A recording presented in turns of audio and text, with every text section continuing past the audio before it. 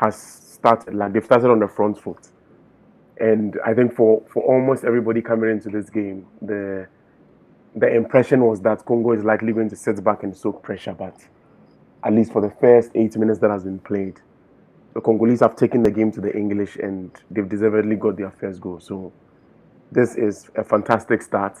Hopefully, won't go down into the abyss of African teams scoring one goal and then sitting back entirely because the goal has come extremely early as well. So I'm not too sure how far they can or how long they can defend.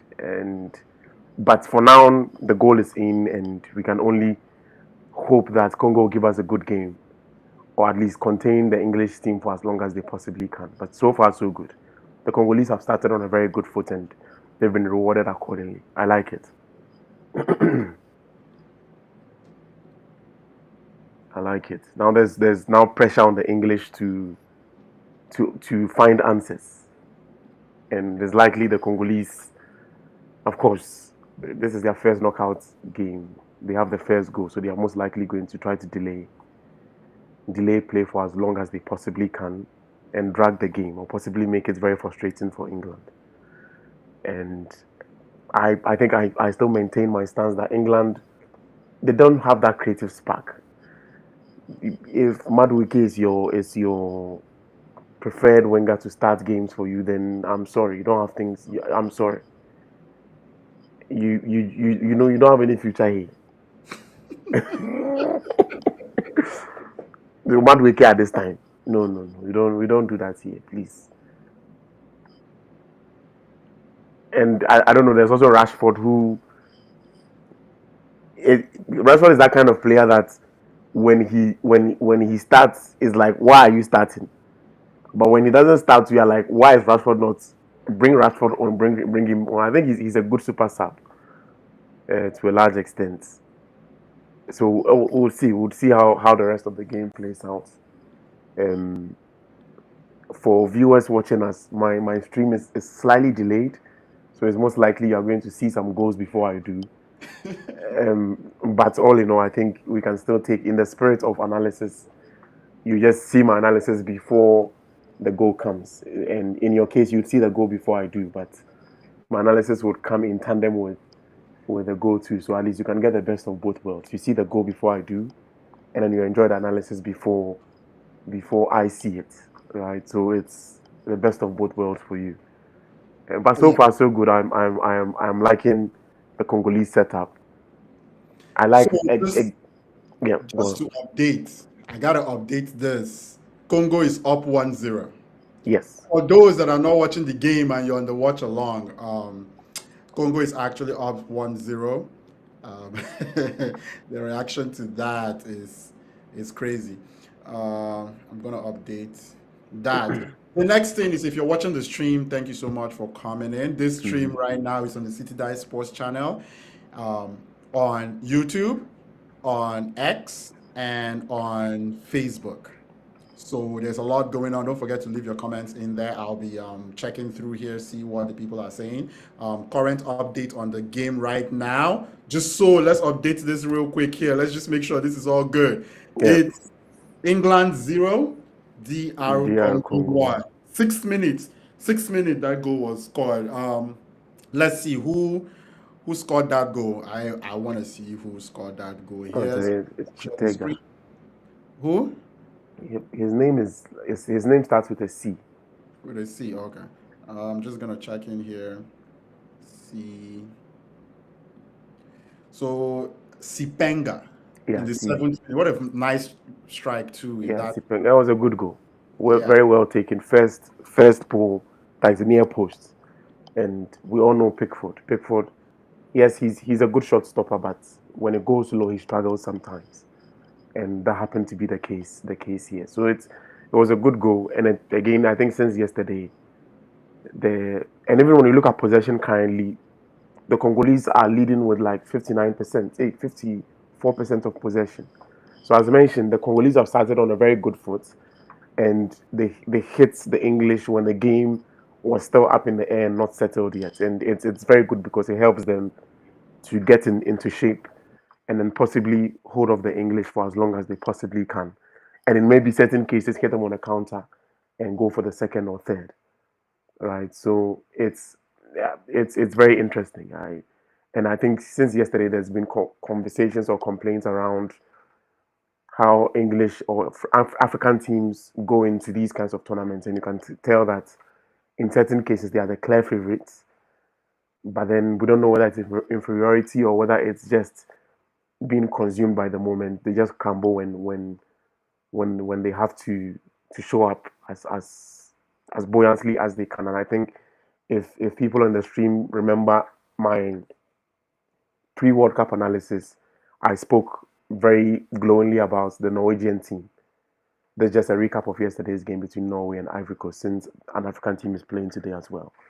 And I hinted on the fact that Norway has a winger called Nusa.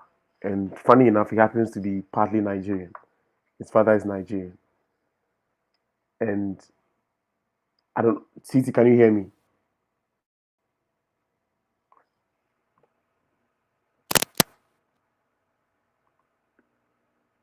Can you hear me?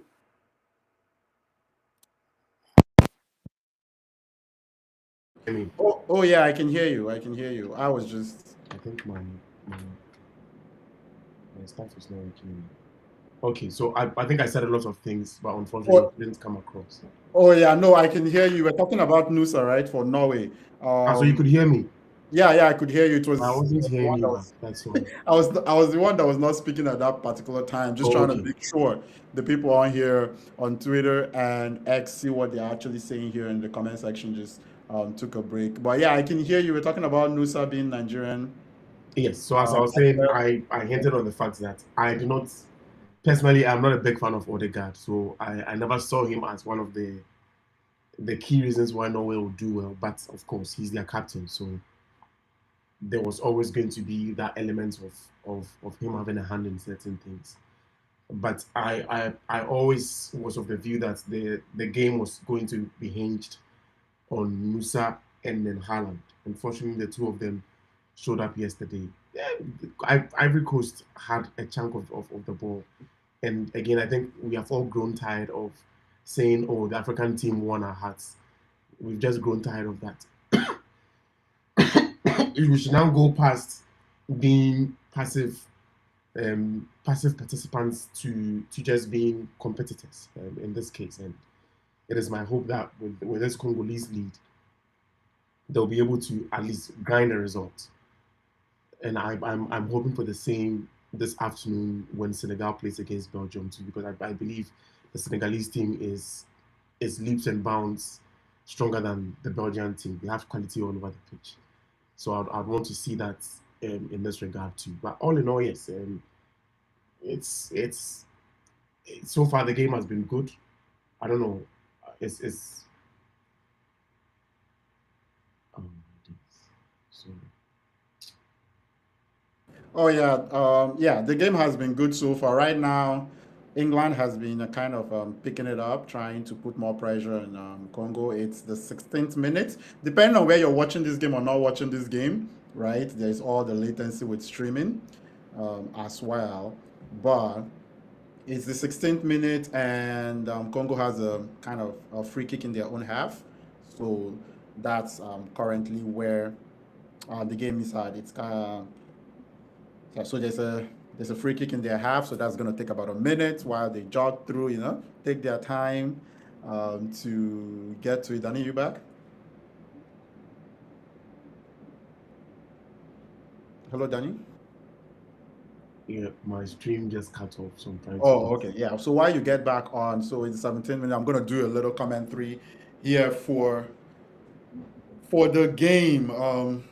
Yeah, so throwing for Congo, so they're actually just holding on to the ball. England is trying to press high. They are passing within their own half. But as Daniel was saying earlier, kind of as the stream goes on and there are these lull moments and there's hydration and halftime, we're going to be talking about the World Cup and everything, football as well. And Danny, importantly, I will be asking how he's feeling right now about Ghana's chances as well. Uh, as Nanja boy I be, I've been sidelined from the World Cup, but Canada got me, Canada got me somehow. Oh, So Canada go collect. Gonna put on a brave one. I think Canada is playing Morocco on Saturday, Then we and call it. most people would know the level Morocco is playing right now is absolutely impressive. It's nothing new. They've done it 4 years ago. They are back in this World Cup, and they are even doing just as well or even better than they. I'm enjoying the Congolese press. Yeah, they are pressing really high against England. I have been very, very impressed, at least so far. I think this is the gospel I've been preaching. When you meet a European side or a non-African side, yes, it is good to respect your opponents, but in certain cases, when you can tell that one-on-one there are just a few bright spots in the team, press them high, go at them, and that is what the Congolese team is doing. They can clearly tell that they have a chance here, and they are showing that in how aggressive their game has been. I think Bellingham has a yellow card. Yeah, just Bellingham just got a yellow card. So yeah, they are feeling the pressure already. They are tightening up real quick. Yeah, And because quite Congo, clearly England is playing on the back foot now, so they yeah, need to come into the game, but they're also being cautious just so they don't leave their backs behind, knowing very well that Congo has very good players over there as well because Wesa is around, and Wesa knows this back line way too well, right? So Wesa they know Wesa, and I think they are giving Wesa that reverence as well because they know what he can do, especially when even though yes his move to Newcastle hasn't yielded the outcome we all expected it to yield, but we can't overlook the brilliance of Wesa from his time from Brentford. So and yeah, when you look at the current English defense, most of them are just above average. So it's not like you're playing against John Terry or Rio Ferdinand where you say, okay, these are world class defenders, right? You have McGay and Anderson and the likes. It's nothing we haven't seen before. We just perhaps give them much more reverence than they deserve because we are exposed to them more often than not through the English Premier League. But in actual fact, they are not world yeah, class. I want to comment on that, Danny. I have had this conversation so many times about England. England are completely overrated. Very, Um, very I have had this conversation. We are just so exposed to the Premier League, exactly, extremely covered. I can tell you Sunderland players. I can't tell you Rayo Vallecano players. exactly. Sevilla beat them up in the Europa League. We know the top of the English Premier League is good, but at the same time, we watch too much of it. It is just overexposure. That is it. Because Exactly. I completely agree. A lot of times it's like, oh, no. The problem is we expect too much from them. We pay extra tax in thinking that they're better than they actually are.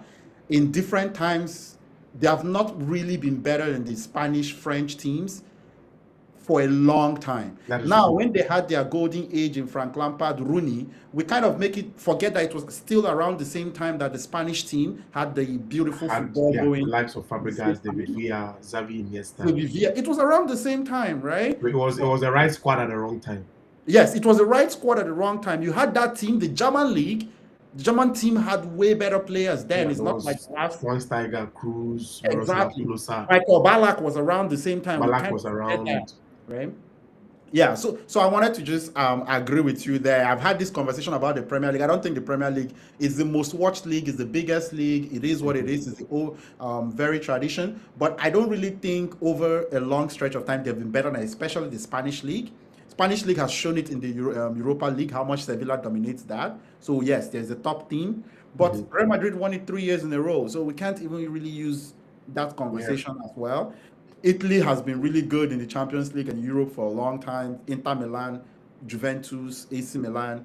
Obviously, PSG is very recent. But when you Mhm. think of Italian league, Bayern Munich from the German league, right? And especially when you go above the top two, are these teams Newcastle that you think is so good? Are they really better than Espanyol? Eh, No, I think this also feeds into the argument that there's just a drop in the quality of talents in the modern game compared to the past. I think yes, some people may argue that this may be a nostalgia thing, but I don't think so. I feel genuinely there isn't as many world class players in the system as they used to be in the past. And classic example is what you cited with the English team at the moment. Genuinely, there's just one world-class player in this English team, which is You Harry think Kane. you think it's just Harry Kane? What about Jude Bellingham? I I I And I just to think update you, Bellingham is nice. we're in a water break right now, 22 minutes. Yeah, the So hydration break. yeah, hydration break. Yeah. Bellingham is nice, but I won't call Bellingham world-class just yet. I don't know. I have a very strict criteria when it comes to world-class. I don't just call Let's players hear it. world-class Let's for the hear sake it. of it, or because you play for Real Madrid. The Real Madrid team has three world-class players: Mbappe, I would suggest Vinicius Vinicius Junior, Mbappe, and Courtois. and Finish. Courtois. So no midfielder there qualifies as a world C'est class player. fini. Well, No. Modric is no longer there. Who? Modric is no longer there, so I No, would Modric have is thought. not around anymore. Okay. Modric is not even world class to me anymore. He's OG. Modric is Yeah, like yeah, yeah. OG, right? So In the current crop of Mbappe, players, Vinicius, and and Courtois. Courtois.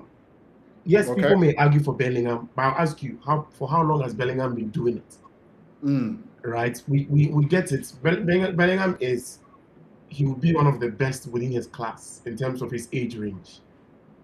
But I don't think he's earned the world class status yet. That is how I define world class. And the same even cuts across for other teams. I look at the Norwegian team at the moment. They have just one world class player, which is Erling Haaland. I look at the current French team. Martin Me, Odegaard is not a okay. So I want to try to establish the criteria for world class. How many players first would we say would make an all world class team all over the world right now? So I want to start there. It can't be 11 players, but I want to have an idea because you got to be a top 50 player for me, right? Maybe yes. So 30. if Like, I'm start. using the current playing body, my goalkeeper would be Courtois, Okay, world so class. do you want to Right have back. like three goalkeepers for every position, so 33 players? If you can't make 33, top 33, maybe three in every position, you're not a world class player. No, I think for just in the interest of time and for the game, Yep. right? Because the hydration break is over. Okay, okay. So yeah, because we have to focus on the game at the moment. But this is a conversation we can obviously pick up at any time outside of the game, just so we can discuss what I see as a Yeah. world class. Because I think that word has been thrown around too much. Mm. For Okay. me, for me to I call would. you world class, you have to have shown like serious consistency. And Okay. nowadays, I would note that down. We'll talk about these word players that fits into world class players. absolutely, Okay, so we're gonna go back into the game. I'm just gonna do a little commentary on the game. 26 minutes into the game, back from the hydration break. the game is Going, on. The game yeah, is on. I like how physical the Congolese are. And yes, they again, don't play. They're not playing like they're currently scared right now why of the should you be English. scared? Oh well, it's there's a reputation thing, right? You can sometimes reputation can put fear in people when there's not actually substance to it, No, but right? the question here is it's not like you're playing against France. You're playing against England. Why should you be scared of But England? it's England though. It's England. No, but why should you be scared of England? That is I think that is a question I had when Ghana was playing as well against England. I'm like, Yep. England's winger is Gordon and then Madueke. These are two useless wingers. It's not like you're playing against Kvaratskhelia or something that you say, okay, these are wingers that strike fear into your heart. Kvaratskhelia or Dewey coming at you, or Olise coming at you, and you know, okay, these are wingers who can take you on and perhaps embarrass you. You're playing against Madueke and Gordon. Don't stress yourself. These are players whose intelligence level, pardon me, of course this is live, but Yeah. for me, my They go, again, they go chop am if they don't behave and play well. it's like because we've seen wingers. We were blessed to watch the likes of Robin, Ribery, um, who are all these amazing. I can even throw in Neymar every now and then when he used to play on the wings. Like we've seen wingers, and the task of a winger is very simple. If you can't pick the pass, take on the defender. beat them one-on-one, be able to beat Yes, your defender one-on-one. because that is why you are on the flanks to reduce to England almost score. Yeah. Just off the right-hand side. Um, Look at this current of- English defense. Konsa and Gay. Why? What should you be scared of about these two defenders? uh, yeah, Konsa I think Gay. about, And then on yeah. the flanks, what's his name? Nico O'Reilly, who, of course, he had a very good season, but he's not a world But he's beater. And very young. He hasn't done this yes, over time. Nico O'Reilly and Jet Spence. Jet Spence almost took his team to relegation. What are you scared of? Yeah. All you need to do is to try as much as possible to contain Hurricane, and then, if possible, frustrate Jude Bellingham. Finish. You are very okay against this English team. That is all. Yeah. Most importantly, just unfortunately, Hurricane is the kind of player who can be taken out of games. Oh, what a Not save! Oh, what a save! You will see that in the second. England, Jude Bellingham with an excellent opportunity and an mhm. incredible save from DR Congo. I'm gonna spoil that. No, it's okay. Again, as Yeah. wow, the Congolese What keeper, the Congolese what goalkeeper a save! Impasi. When I watched them against Colombia, he was the one that saved them from embarrassment. He was Mm. phenomenal, and from what I've seen so far, at least from what I've seen, even against Uzbekistan, even though Uzbekistan didn't pose as much of a challenge as Colombia, but against Colombia, the keeper kept them in the game all through, and I'm expecting him to do the same and put up a shift in this particular game as well. So far, so good. Again, the English, as I mentioned, they just lack that creative spark in the middle who can pick certain passes that ordinarily a player won't pick, or the average player won't pick, and they lack that in the team. So they're just kicking the ball around at the moment, hoping that at least something works out for them. And we have to see. I don't know. I don't know. Yeah, that was a beautiful save from the Congolese goalkeeper.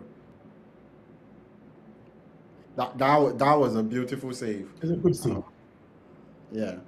It- no, the thing is, for sure, I'm coming into this game. I'm not coming into this game or coming to watch this game or doing this live stream. And of course, leave your comments in the comment section. I will check that out. Especially at halftime, we'll be able to review that when the game is taking a break here.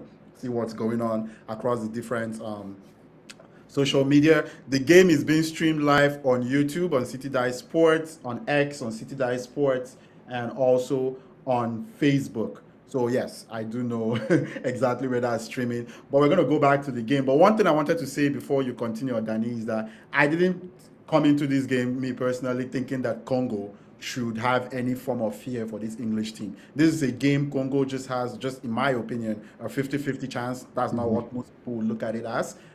Going into this game, England was a 1.29 favorite and Congo was a plus 575 to win the game. Now, Mhm. that is what we call overhype based on the talent on the floor. I don't think Congo should be scared of them. And the moment the Congo has a chance, okay, cleared away by England, but that was a Okay. good wing play. You're going to see that in a minute. But yes, I don't think Congo should be scared of these people. You can go ahead, Danny. But again, so far, so I am loving the Congolese team.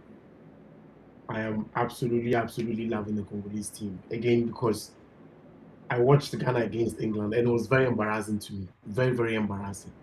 I get it. It was a group phase game, and knockout games are different from group phase games because the objectives Yep. are different, right? So I can understand why Ghana wanted to just secure a point and then be in a good standing to move out of the group, all right? But I'm also of the view. I'm a purist in that sense where I like it when teams go toe to toe.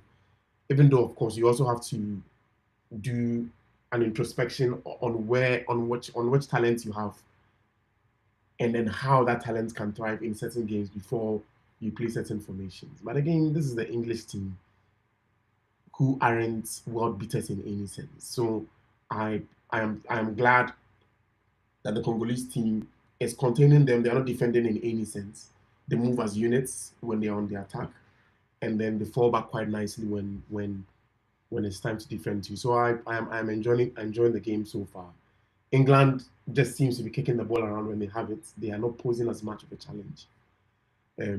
For looking at the Congolese shape, and I'll use the example that I cited earlier when I watched Congo, Colombia, and Colombia literally just had Congo on ropes. They were fighting for their lives in that game because you look at James Rodriguez. They have this guy, is it Quintero? One, he's always played, and he's one of those players where you see them in the World Cup, and then they vanish, and you see them 4 years later again in another World Cup.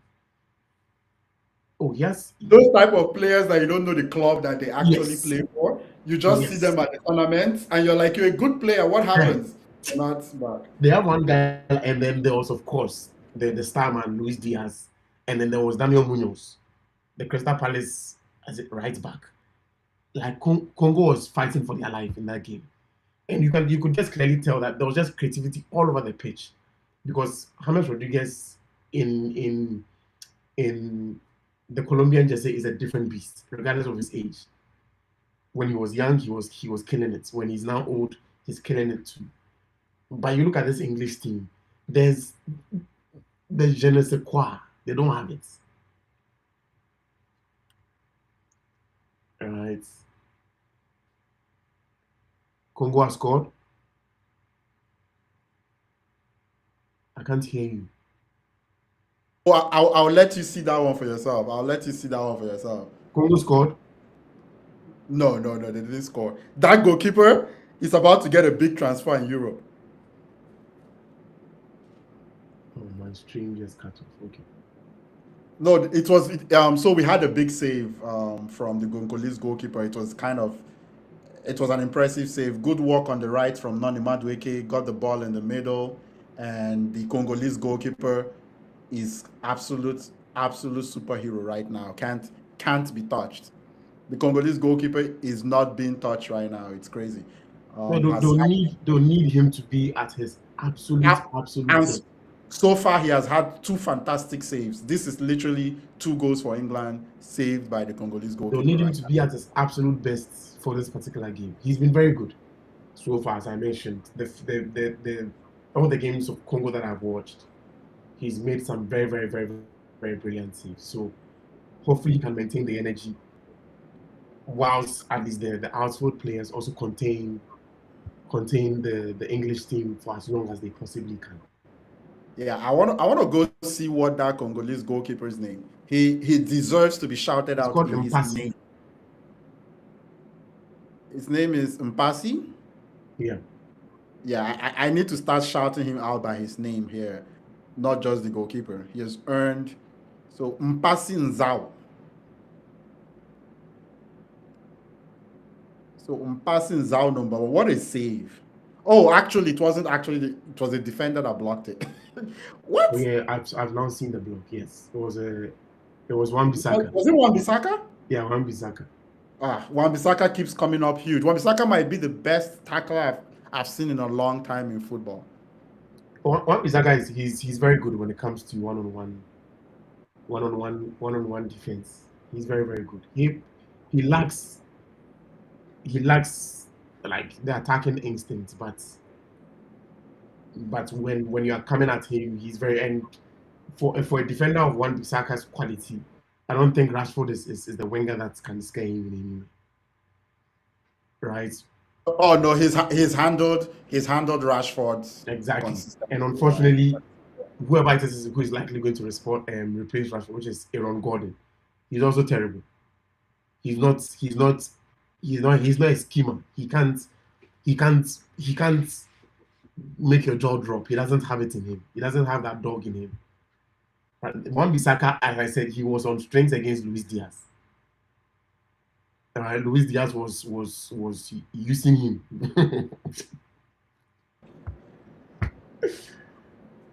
And that's a foul. Oh yeah, that's a foul on Rash against that's not Wan-Bissaka, but on Rashford.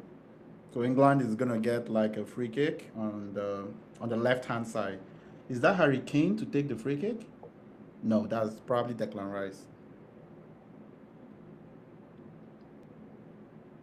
So I guess this would be an opportunity for England. They have a free kick in a dangerous area, kind of like a corner kick. There's not much difference between this and a corner kick, and Declan Rice would be Yeah, set getting pieces are ready. going to be very, very, very, very important for England, given And that was an absolutely poor set piece from Declan Rice. Didn't even get past the first man into the box. again, in the entirety of the tournament, if England is to make it past this stage, which I am not too sure if they can, but if they are, the set pieces are going to be a very big part of why or how they are likely going to they won't win the World Cup, of course. They just lack the talent to do so. But given how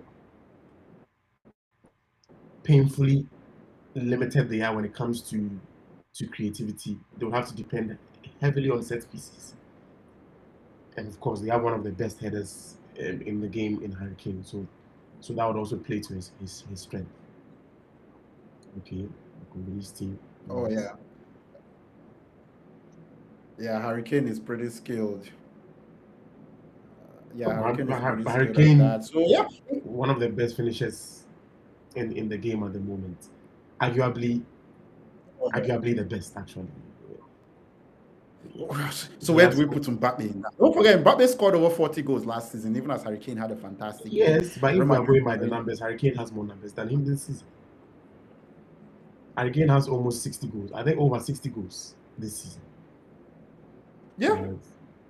So Oh, corner Harry kick Kane for Congo. has been he won the European Golden Boots this year. Like everything just seems to be working in his favor so far, at least. And in this World Cup, he's been given a good showing of himself too. Oh yeah, no, Harry Kane has been fantastic this year. A lot of the things that Harry Kane does is what I consider sustainable skills, technique, Mm. positioning, composure, um, passing has become even a huge weapon of his. Right? Mm-hmm. My Mm-hmm. God, this Congolese team is so impressive right now. They are going toe to toe versus England. They are leading 1-0, and they don't look like they're going to back down from England. They are pressing pretty hard. I love knockout football because it's go big or go home. Yes, now. Is there any other? You have There's no nothing to tomorrow. lose. There's no we'll go and regroup. You have nothing to lose, especially in for a Congolese side where you are seen to have exceeded expectations. Which I do not, for me, I do not even buy into that thing where African teams are like, will be like, oh, so long as you made it to the knockout stage, no. If you smell blood, go for it. Those days are gone.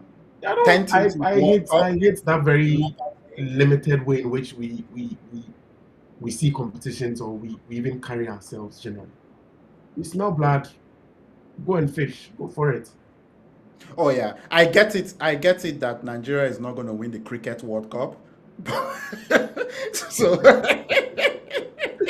I get it that not enough people are playing cricket. But when you talk of things like football, when you put in the time, effort, and stuff like that to play it, at some point you gotta be good enough, be confident enough in what you're able to do, right? At that Exactly. point. Oh! Ah! Ah! Ah! England scored. Ah! Ah! Oh, you will see it, my bro, you will see it. Ah. Aye. Yeah, yeah, yeah. Ah, Yes, sir. ah, this one would have been country for their head. Hey, Yes, sir. Damn. hey. This one would have been country in their head. Come on, Congo, don't stop, don't stop, don't let these people. Oh fuck. Oh, again, Fuck. the Congolese team has been very expansive, very fluid. Okay, okay, penalty, penalty.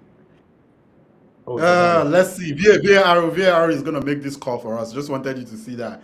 No, But yes, at VAR. least on my end, the referee says, okay, I'm delayed. So, but the referee Yeah, says yeah. it's So done. let me see. Harry Kane gets a touch. Nope, no penalty for me. He stuck his feet on the floor. He stuck his feet on the floor to get the penalty. He didn't go for the ball. There's a very good chance that they don't get a penalty here. Very, very good Let me chance they don't get a see. penalty. Okay, this is simulation. Yeah, Yeah, possible he, simulation. he Yeah. needs to be given a yellow card. Yeah. Possible simulation. Like he got to the ball. If he tried to jump over the keeper or move, he would have gotten the penalty for sure. Yeah, But he this is seems like he clear. stuck his feet. This is clear simulation. Yeah, check over, no penalty. I will be very Nothing, no offended if he's penalty. not given a card. Yeah. He's lucky if he doesn't get a yellow card for that. What's that? Like what? Yeah, he just stuck his feet on. Oh, thank God for VAR. I've been the proponent. I know many people complain about it, but being someone that's watched soccer for such a long time, I was sick and tired of talking about referees after every game. Me personally, I was sick and tired of it. Every offside, everybody knows whose head and whose arm was in front of somebody. VAR has been magic for me. I'm not even part of all those people. I get it. I think there are some positives. Just like with everything, there will always be two sides. Obviously, yeah. There will be positives and negatives. Because when the VAR goes in your favor, you're happy. But in instances where it goes against you too, it is not a good feeling to have. So Oh no, it's not a good feeling when it doesn't help you, but I'm just looking at this specific one right now. This is the kind of thing that if you watch on replay, there's not going to be too many arguments. But on in real of course, time, my God, that's very difficult to tell because if you watch that, there's no reason Harry Kane shouldn't have gotten a penalty there. Like he was free off on goal, he had beaten the goalkeeper, put the ball ahead. I think you could tell he wanted it. Yeah, he wanted the penalty instead of scoring the goal. Yeah. Yeah, Congo is kind of holding their own. They're kind of. Well, I think pressure. they should just see the game out for now. Yeah, just get to halftime. So 6 minutes. Just see the game out, go and regroup, get some rest in, and then so it's 6 minutes to the end of. See if you can sneak in and then get another goal, and then that's it. Yeah, facts, absolute facts. Like this Congolese team has been so impressive to me right now. The goalkeeper has been excellent. Mpasi has been absolutely excellent. Sifenga. Yep. Sipenga with the goal. We will know your name after this World Cup and you are balling like this. We shall know your name. Sipenga and Mpasi has been absolutely Sipenga with the goal for Congo, beautifully taking goal, and Mpasi the goalkeeper with one excellent save and Wan-Bissaka clearing one off the line. I don't know. It makes me. I am happy for Congo at the moment, but I remember some of their players from the past that I've always admired, from Trezor Mputu, who used to play for TP Mazembe, and then, of course, Yannick Bolasie came in at some point when he. Wait! As just said, Yannick Bolasie, give me a minute. Give me a minute to appreciate. Oh, Mpasi again. Mpasi, I say after this World Cup, we shall know your name. We shall security. I'll get back to Yannick Bolasie, but let's just give Mpasi another one. Wow. Is that a save? I need to make sure this is a save. Oh, it's a save. Mpasi. Hey. Amazing. Absolutely fantastic. We shall know his name. In case you didn't know his name is Mpasi.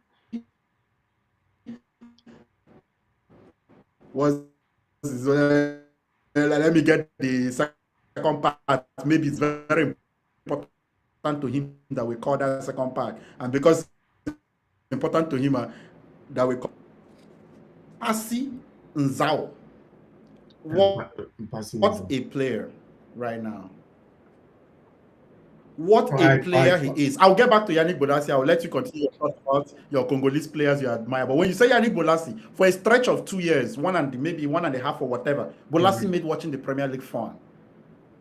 I think Everton. I think it is a uniquely Congolese thing, because when you look at Congo broadly outside of football, the Congolese are very elaborate, very colorful people. Right? They have like this tradition where Yeah. they wear like the most colorful suits. They look sharp, they look dapper, Yep. they like designers.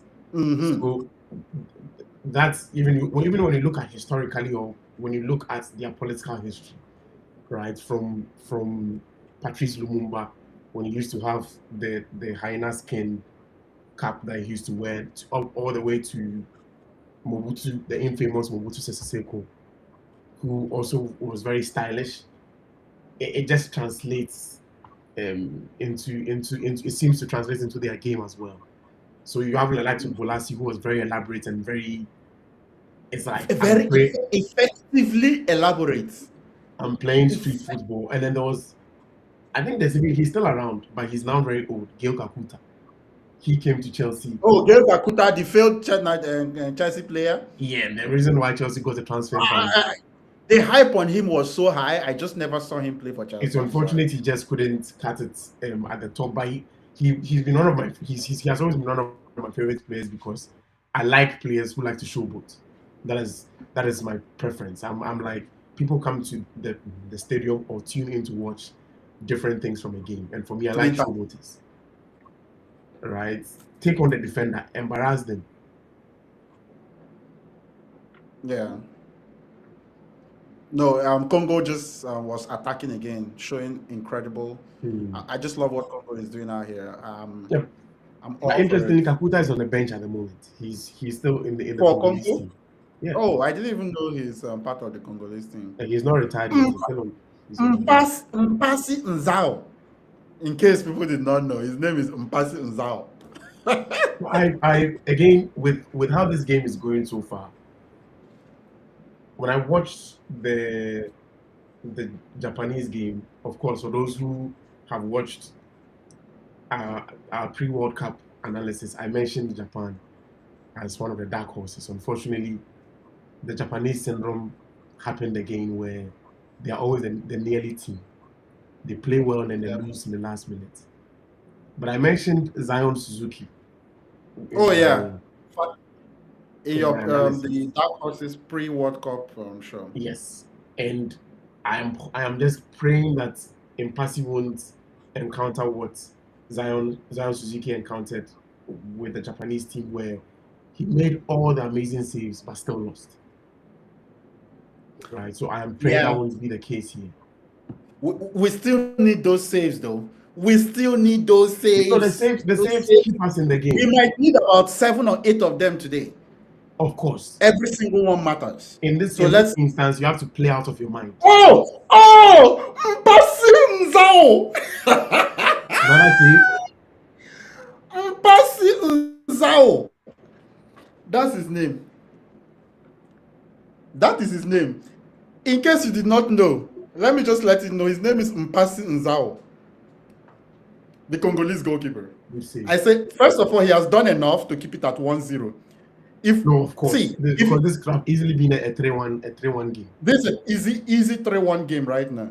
Yes, in case you did not know, his name is Mpasi Nzao. He might not have a goal in this game scored by Sipenga in the 7th minute, but Mpasi Nzao has kept out three excellent opportunities. Wan-Bissaka has cleared one off the line, and Yohan Wissa has had a great opportunity to make it 2-0 and didn't absolutely take it. Yes, it's halftime. I guess gotta update.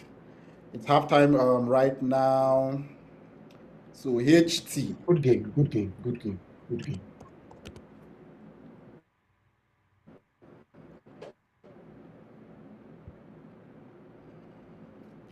So it's halftime. It's England 0, the Democratic Republic of Congo 1. Oh, my Congolese friends are crazy right now. Like some people are having a little migraines. Somebody check on my Congolese. As you said, it's an absolute blast right now. That is going on. It's halftime, so we can actually make a few notes here, a few things for the half that we're just going to be talking about while we wait on halftime. So first of all, it's halftime. Let's talk about the first half. of this game between England and DR Congo. We'll talk about the 4 games that has already been played, and then we get into the second half, because this second half will be fire. We already know that. And we are going to talk about the first half. I'll let you go ahead and begin in about what you observed in the first half, and then we'll try to cover as many games that we have seen so far in this halftime. I think for the first half, it won't be overly different from where I started from when it came to our commentary for this game so far. It is point blank simple. Yep. This is knockout football. You are either going at it or you go home. We saw a similar thing happen yesterday. I was very, very disappointed in the Ivorian team, where they had no reason to lose that game. Right? Against Norway? Who? That's Cote d'Ivoire against Norway, right? Yes. Yeah. To me, they had no reason to lose that game. But again, it is still that same African story of, oh, you lost the game, but you won our hearts. Who gives a damn? Go out there, win our hearts, and win the game. What happened with carrying the heart and then carrying the game? Win the heart and win the game. In fact, don't win my heart. I don't like it. Don't just win the game. My heart will follow. Don't come and win my heart. I don't like. I beg. You tire me. Win the game, my heart will follow. My heart will follow my own body. all these like when we get into these competitions, we shrink ourselves, and then we are always playing on the back foot. So even when we win, yes, the excitement is there, but you know deep in your heart that you can't go as far, because you can't just take the game to your opponent, and it's just only a matter of time when you meet a quality team that will just call you out on your bullshit and kick you out of the tournament, right? So I have so using yesterday's game as a yardstick for this game, I have loved. Congo has done everything of the opposite that I expected them to do, right? Because coming into this game, even in their group phase matchups, yes, they got a draw against Portugal.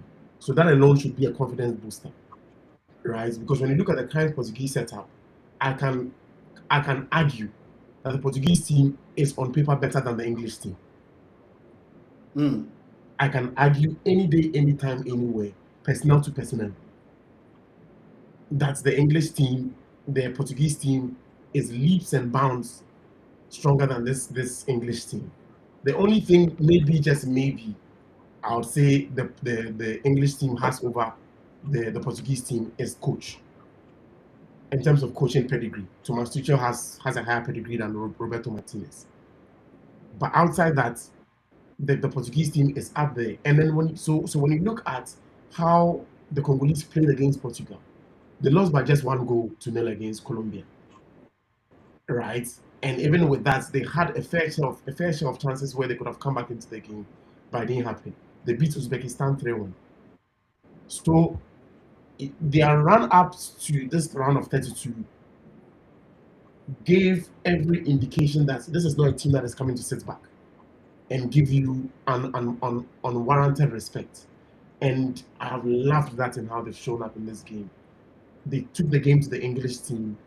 Again, for me, I've always been of the thought that when you are playing games like this, try, if you can, to score very early. Because when you allow the game to settle in, that is when the inferiority or the fear comes in. But when you hit the team when the game is still up in the air and both teams are still feeling each other out, it is always good because it gives you that avenue to now be able to play your game the way you want to play it. Because if anything, when the team equalizes, it's still 1-1, right? So you are still settling into your formation very well with a goal in hand. And should you settle in your formation and the goal is still in hand, you have the upper hand of possibly even winning the game. Again, I'm going to fall back on my dark horse, my forever dark horse, Japan.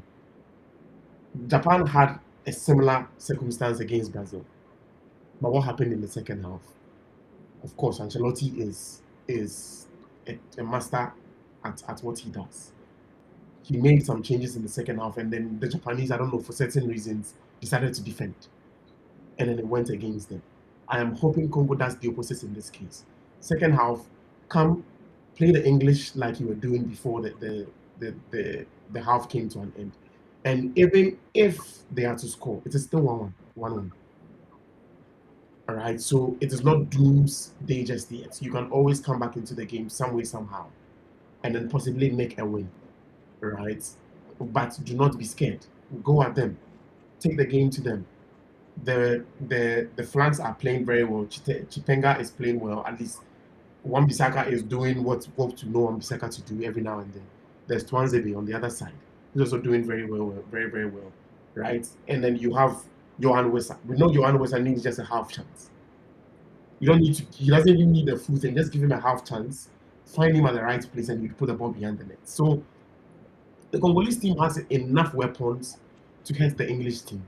And of course, Mpasi is playing out of his mind at the moment and would need him to do that in the second half as well, right? To maintain things as they are currently and then hopefully see out the game in the second half. I know the English team is likely going to come at them much harder in the second half because they need the goal very urgently. And if anything, they can use that to their advantage, draw them in, right? Strategically try to draw the English in and then put balls in behind them and perhaps catch them on the break if need be.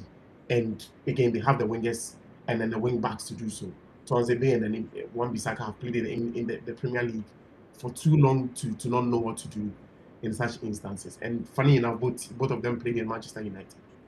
Twanzebe and then Wan-Bissaka. So they should be used to the Manchester United way of hitting teams on the break. Right? Catching teams on the break and then, okay, Twanzebe plays maybe somewhere centrally sometimes. But knowing how when it's time to catch teams on the break, they should know how to go about it. And I'm looking forward to seeing how that plays out, especially in the second half. Oh yeah, I think this has been a fantastic first half. 1-0 end of the first half. If you ask me, the way I looked at this game was it was always going to be a low scoring game. So I always thought. Now England has had this many opportunities. I don't think England would have been attacking with this same level if this game was 0-0. Yes. That's why I love the 0-1. The English offense is not as lethal as you would say some of the other favorites in this competition. So you get that goal, and worst, you can take this to overtime and get to the penalties and all that, give yourself a chance. But Exactly. it's been fantastic play so far for Congo. The most important thing is that they've just not sat back and allowed England to just pressure them. They have shown England that England's poor defense can be gotten at. They could have gotten the second goal from Yaon Wissa. They've been pressing England high with success throughout the first half. So it means that well, no matter what happens in this game, there's a goal threat from Congo, and that's actually good to see. Sometimes, a lot of times when you sit back and then you get broken down, it's like you have nothing going anymore to go forward. So I really like what they have done. And just to recap the first half, the highlights of the first half, 7th minute, Sepenga with a beautiful goal for Congo. In the same game, Mpanzi Zhao, the goalkeeper of Congo, has been the star player in the first half so far. He's had at least 3 fantastic near, like incredible saves, 2 headers, very close range, and goal-bound goals, and he saved. yeah, goal-bound goals, like literally goalkeeper saves, not easy saves at all. In this game, Yohan Wissa missed a clear crossing one-on-one with a goalkeeper, just played it wide. That was an easy 2-0 that Wissa missed in the first half. But right now, Congo is still leading from that 7th minute goal, 1-0 against England. So they need to hold on in the second half and probably get themselves another goal, which they have shown in this first half that they are capable of not just scoring, but capable of creating more chances in the second half of the game. So yeah, so we're still on the break right now. So that will be the breakdown of the first half. So So while we're waiting and we're on here on City Dive Sports, making sure that if you're going to be on here and you still want to be hearing about what's going on in the World Cup, we got you covered here. The first thing I'm going to go back to, you were talking about your dark horses. Let's talk about the dark horses. If you haven't seen the dark horses, go on YouTube. The full video for the World Cup preview is on there, and you will get Danny's dark horses in this World Cup. My one dark horse turned out not to be a dark horse, turned out to be a white horse. Ecuador. Ecuador getting knocked out in the round of 32. No, I told you They Ecuador didn't doesn't get have the knocked out firepower. in the group They stage. don't have eh? it. Yeah. Ecuador doesn't have They- the firepower at the top. They have. I told you there's a guy called Johnny Abua. His father is Ghanaian. I know him.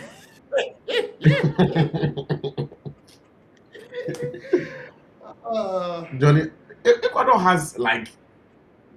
Ecuador is a team where it's like just put Osimhen at the top and that's it. They are good to go. yeah, they are kind of offense away. Their offense is Yes, just obviously- give them an Osimhen at the top. Just Osimhen at the top. Everybody should play for Osimhen. At the and top. just And they are very to, good just to to go add because to it, from the midfield. just finding out that Ecuador won Germany, we should have known Germany would not pass the second. They scored 2 goals. And those were the only 2 goals they scored in the competition. Exactly. Yeah, exactly. Right. Anyway, No, but let's talk about for dark horses. For dark horses, of course, I gave my dark horses based on continents. Even though I couldn't Let's start. talk about Let's dark start horses with from Europe. Cape Verde. Let's start with Cape Verde. Yeah. You gave Cape Verde as a dark horse, Yes, I did. and obviously the internet is now aware of who Cape Verde is, or Cabo Yes. Verde, right? Yes. They came out with three points, didn't lose a game. Let's say Yes. that again for the people at the back. They came out with 3 points and they didn't lose a game, and that might not seem like a big deal, but it's a big deal. No team was able to break this team down and get a victory, including the European champion Spain, who are still favorites to win the entire competition. Let's talk about what you have seen from Cape Verde. Obviously, you saw something before the tournament came that you pointed out the impact Cabo Verde could have in this tournament. What have you seen so far? How are you feeling about how this tiny island nation, which made history by being the smallest country by population to get to the knockout stage of the World Cup? I think I'm not surprised with how Cape Verde has shown up in this tournament. And if anyone watching the stream watched them very closely, the only game where they defended was against Spain, and that happened to be their first game. So of course they had to put their necks on the line for that point. That was their first ever World Cup game against European champions, and the odds before the game was that they were going to be demolished by 8 goals, 9 goals, and I was just laughing because it just showed me that people do not watch the African game, and I wasn't surprised because there's just that arrogance that comes with European sides coming to play against so-called lesser-known African countries, and then thinking it's going to be a walk in the park for them. But I wasn't surprised. So if people can look back, that was the only game they defended. And after they saw that, okay, it looks like this place is just it is okay, it is a World Cup, there's the hype there, but it is just football. They showed themselves, and then quite clearly against Uruguay, everybody could tell that Uruguay was begging for the game to end. Uruguay was literally begging for that match to end, because if the game had gone on for an extra 15 minutes, they go collect. Yeah. We look at the Saudi Arabian game. They were very wasteful in front of goal. I think that has been one of their deficiencies. Even when I was watching the AFCON, when they lost in the quarterfinal, one thing that went against them was putting the ball behind the back of the net.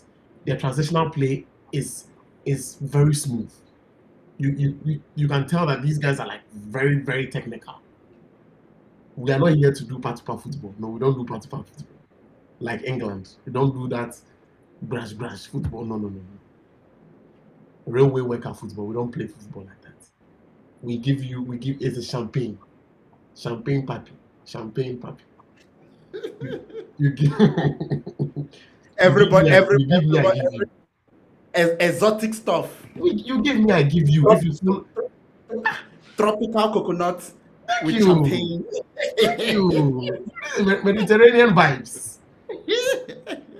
Yeah, this is beachside football. We are not doing England railway worker. We are close from work. We are going to stretch our limbs. No, no. You give me, I give you. If you full, I'll dribble you. You give me, I give you. If you full, I'll dribble you. Champagne. It a flow.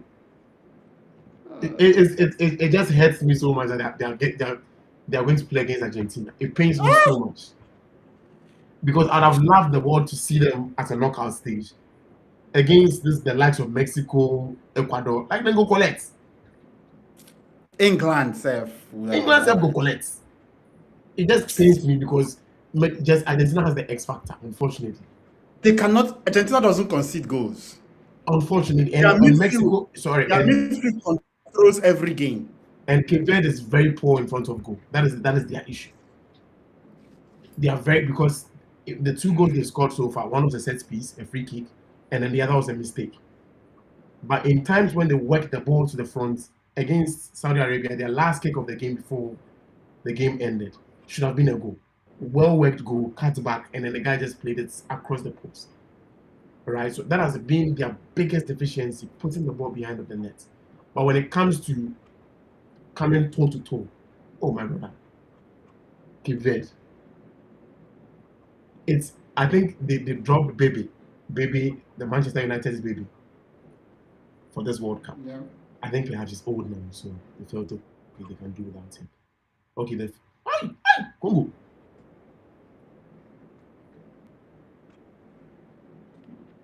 Second half has begun. It has begun. No, please log in. Congo Okay, let's get back into the game. Hey, what? Congo made one sweet attack. Oh, let me put on my I need to get back into it. I need to get back. They have returned from the set. Just give me a holler now. If you guys are going to come back from halftime, just tell me that you are coming back. These people. Anyway, we're back. Okay, second half. Let me add that.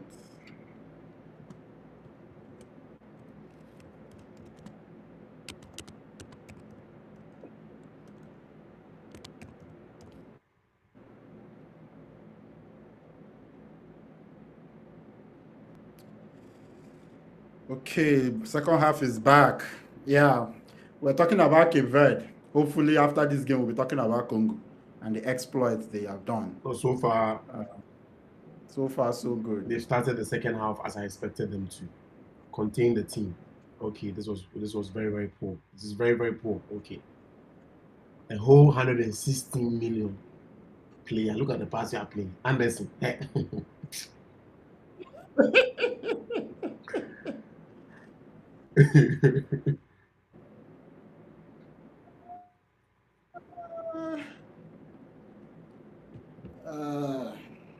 Mobe. All right, second half. Okay, my Congolese. Let's get it. 48 minutes. Yeah, England pressing a little bit here. Rashford taking it to the corner flag, and that's a corner kick for England. Yes, yeah, this will be a challenging half. We all know this is how it is. Congo would have to absorb some pressure and be efficient with their opportunities. Kane is gathering the team for this corner kick. What do they have planned? Don't worry. Congo says we have Mpansi Nzao to cut out anything. Anyway, I hope European clubs. I hope you guys are hearing that name. So call them Mpasi. I'm not. Which team does he even play for? Because he might actually be in Europe. This guy is pretty good. Mpasi Mbao Club. Another corner kick. Excellent defense. See, if you tell me that Mbazi Mbao doesn't even have, I cannot even find Mpasi Mbao. Try this before. If Congo can hold on Congo for for 20 minutes. If they can, because usually what I use to judge whether a team can go all the way is your first 20 minutes. If they can hold on for 20 minutes. So what are you looking for in that first 20 minutes? Is it control or not giving up big opportunities? Is it like them holding on to possession? First 20 minutes containment. How well can you contain your opponent? Right? And in your containment, how well are you neutralizing the attacking threats of your opponent? Because the containment comes with it. So if you are able to neutralize the attack of your opponent, then you are more than good to go, because it means every other thing else, they have to do something extraordinary to score.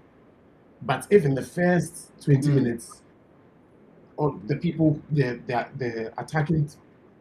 attacking team is able to find spaces in between your defense, and then your coach is not tactically clever enough to block those channels. Eesh. Congo is playing some good football here. I guess they had a player on there. Oh, yeah. That's an opportunity to counter. Rashford doing Rashford things. Very predictable.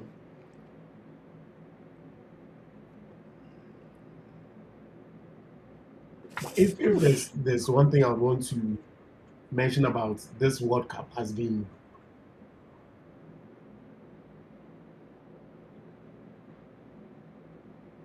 one thing I want to comment about this World Cup has been the refereeing decisions. Allow the game to flow. It's a physical sport, it's a contact sport. So all these the slightest 50-50 and then you and stopping flow, they allow the games to flow, and I've loved it.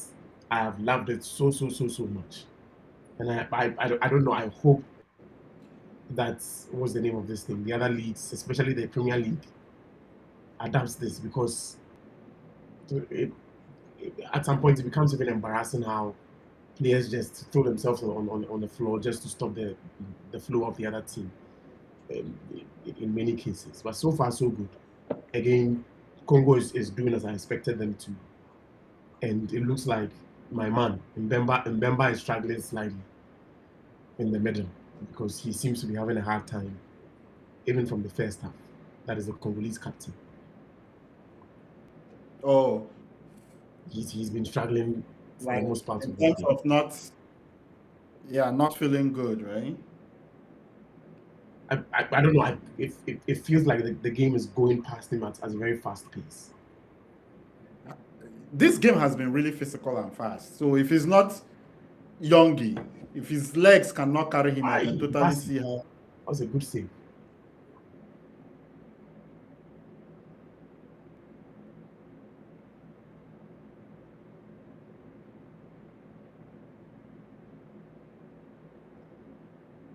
This is what we call no be small thing, no. I don't know when you Overnight. are. I feel like allow me to then they try to organize it. Impasse. You see Mbemba. You see what Mbemba did over there, the captain. Yep.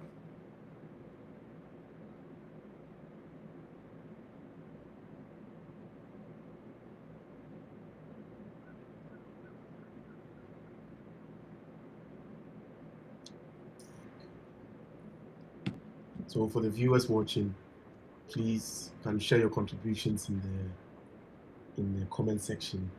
Tell us what you think, what your opinions are. Maybe give us some insights on things we haven't covered yet. Yes, I want to get the comment sections. I'm just going through them here, see if there are any questions, comments, thoughts. Would absolutely want to go in. So let's check out X. So we've had about 70 people come through on YouTube, 300 on X. Come on, don't forget to leave your comments as well. Highly appreciate. And let's see what's happening on Facebook. That was a very good save by Impasse. So it's 54 minutes into the game. Congo has a throw in. They're kind of controlling the game in the midfield, not doing anything erratic. exactly the what I intensity expected of the them to do. game.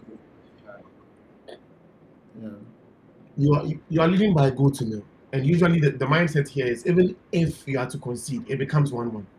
Yes, momentum can shift Yep. when the rival team scores, but more often than not, when you have the lead, you are at liberty to play the game at your own pace, and that is what I expect Congo to do. Contain the English team. They don't look threatening enough. They don't have.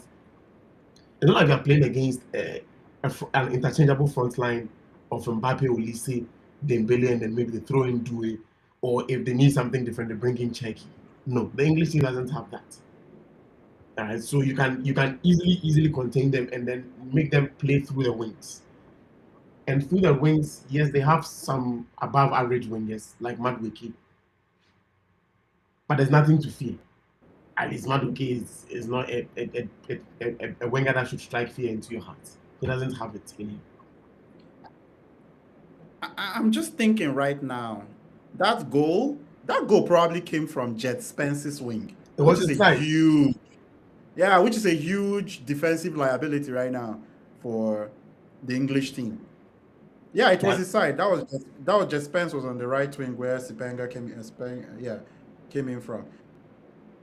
sadly, sadly, And I I can think see Congo is doing a lot of work from that wing. That's good coaching. Gotta take advantage. Tuchel's head is going to be on the chopping block. Oh yes. Oh yeah. That's the see. This is the thing about making bold decisions. When you make bold decisions, you stand alone on the island. If Of he course. brought Foden and Cole Palmer, you allow them to take some of the heat for not coming up in the big moment. But when you make that bold decision and you don't bring them, it's just you on that mountain. No, Just that you. Just in this you. case, there's been a precedent that was set by the so-called not so good coach, Gareth Southgate. He got to the semi-final of the World Cup and the final of the Euros. So he was brought in to win because the logic was that we need somebody who is a winner who can push the boys to win. So for him to make such bold decisions in his selections and bow out in in the round of 32 is this is going to be scandalous for him. It's going to be Yeah. very, very, very scandalous for him. Like England needs to react and react fast. Yeah, they're making an attempt right now. The problem with the attempts England is making right now is that it's coming from Noni Madueke and Marcus Rashford. That's why I said make them predictable, right? Close down the middle, let them go through the flanks because they're not good from the flanks. So when you make them very predictable, all they'll need to do is to whip in the crosses. And crosses are easy to defend largely because you can either anticipate or you man mark. But if or more often than not, if you are playing through the middle, it is usually difficult because if people play through, you can slice defenses open with one incisive pass, which is what we are seeing from Olise in this World Cup. When Didier Deschamps takes into the middle, it is like we are seeing a natural number 10, like one of the last of a dying breed of number 10s, who can pick a pass. That is what James Rodriguez offers Colombia as well, right? But Colombia offers you variety because Colombia can go through the flanks, and they have a good winger in um, Luis Diaz, or they have Daniel Munoz who can give you a good overlap and then give you Oh, some those. thickness on the flank. In the English, in the case of England, they don't have that. They'll just keep passing the ball in circles and in circles because they can't go through the center. Bellingham is not creative enough for that.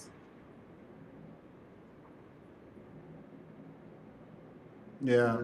And that's the thing, right? Like you kind of look at this team right now, you're saying that okay, I don't care about Foden. Foden kind of gets lost too often, especially when he's in bad form.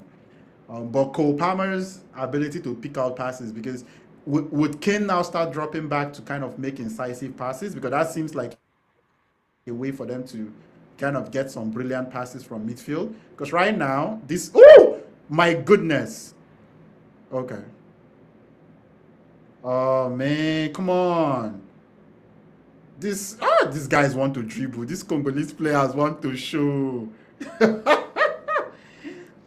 These Congo boys want to samba the game. They want to show what's up, what they're made of. That's fine. No, Guys, you see, personally, as if the viewers who are watching have seen any of our previous videos, personally, I like arrogant players. I like. Look at this. Get here, one step, 1, 2. I like arrogant Nice players. block from It's like you because arrogant players have the self belief that they are the reason why you have tuned in to watch. So they'll give you a show. Yeah. If you match up with a defender and you feel you can give them a show, give us a show.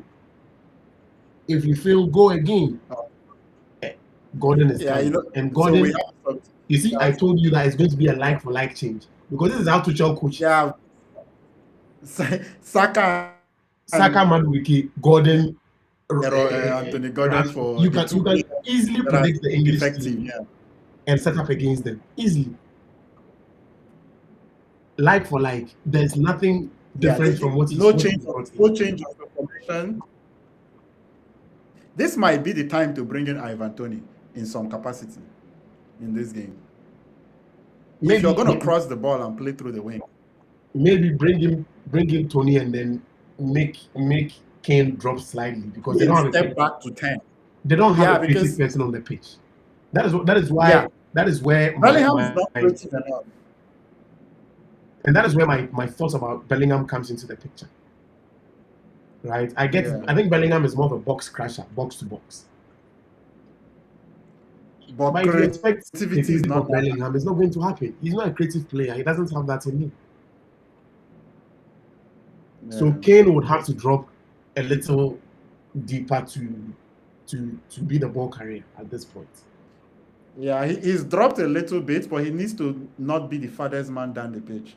He's still at the top. Well, he has to be close. He has to be close. Yeah, I don't see enough creativity in this team. Yeah, so it's either Ivan Toney comes or Oli Watkins comes in. Just so Kane can drop slightly. Yes. Yeah, I agree. Oli Watkins can be a speed option. Depending on how you want to play, what instruction are you giving to Anthony Gordon and Bukayo Saka right now? Like, how do you want to play? My brother, they are going to do the same rinse and repeat. Pass the ball, give it back to me. Let me see if I can cross. That is, Thomas Tuchel was my coach. He was our coach. We know him. Yeah. Where's Thomas? Oh, yeah. Nice effort. Nice effort. Is that not a corner?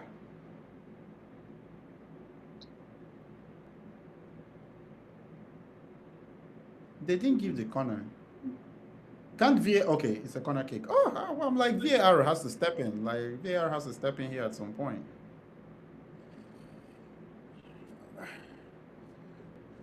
I think if the game is to get to the 70th minute as 1-0, Congo will win. Yeah. Just waiting for this corner. Yeah, you'll see that corner in a bit.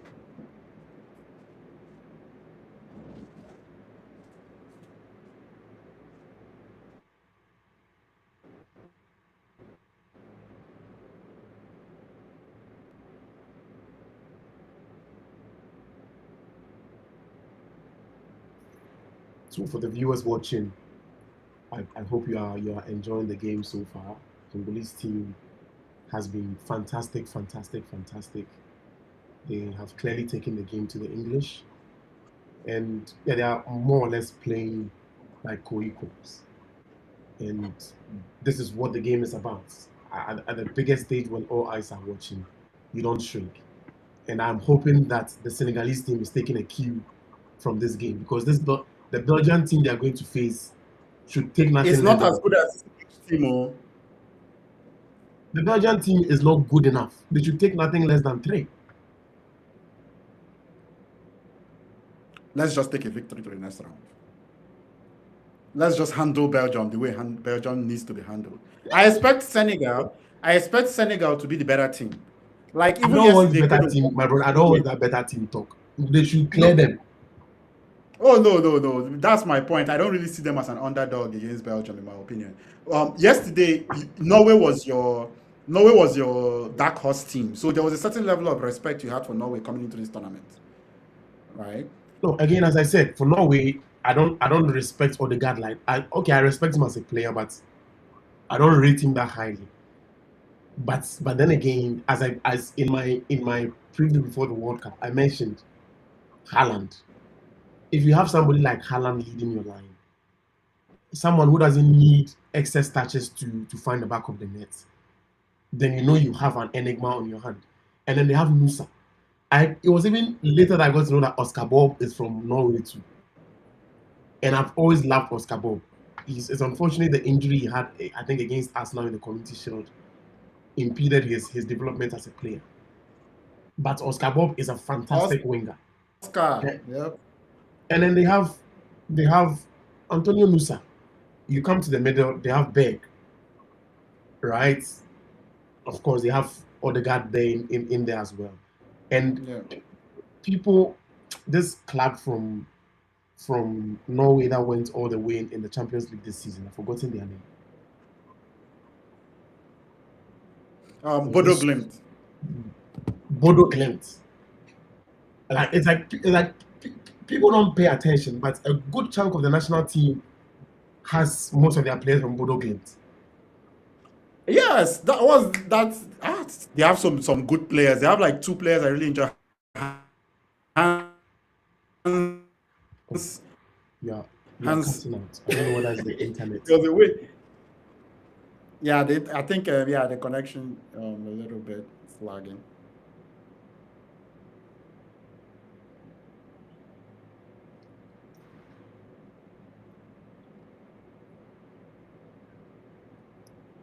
Right? Even against Brazil, yes, Brazil would have most of the ball, but I don't think it's a done deal like that for Brazil because You mean the against who? Norwegian Against team Norway? moves like I didn't get you Oh very well. no. No, let's have that conversation right now while DR Congo is doing a fantastic job holding the English team in the midfield. Yeah, I I don't would think say right now that Norway would win Brazil. I like hot takes. I am not. When I think a favorite is going to win, it is what it is. It is just what it is. I don't think Brazil has a lot on Norway. Defensively, are they better than Norway? Slightly. But offensively, are they better than Norway? I don't think so. Alexander Solot, Nusa, I Sandberg. don't know. I'm not a big fan of Solot. I don't know why. I'm just not a big fan. Well, I think he's very effective. You see the way that this guy came in against Weghorst, came in and set up the goal for Netherlands. I Yeah. think Solot does that kind of work consistently really well. Like hold up play, big man in the box. Yeah, you're going to feel him. Yeah, but in this You're case, going to feel him. he's For a playing fact. from the wings, which Yeah, but seems I to be think that's a working for fake. them. He can't play from. Yeah, but it's like fake wings. Like he's not a winger. He doesn't beat anybody on the wing. No, of course, but He just plays then the setup requires him to because he can't be the target man. It is not until possible. suddenly Solot and Erling Haaland is attacking the box for a cross. Then you know you have a big problem No, on your but hands. Solot is not fast either. He's not fast.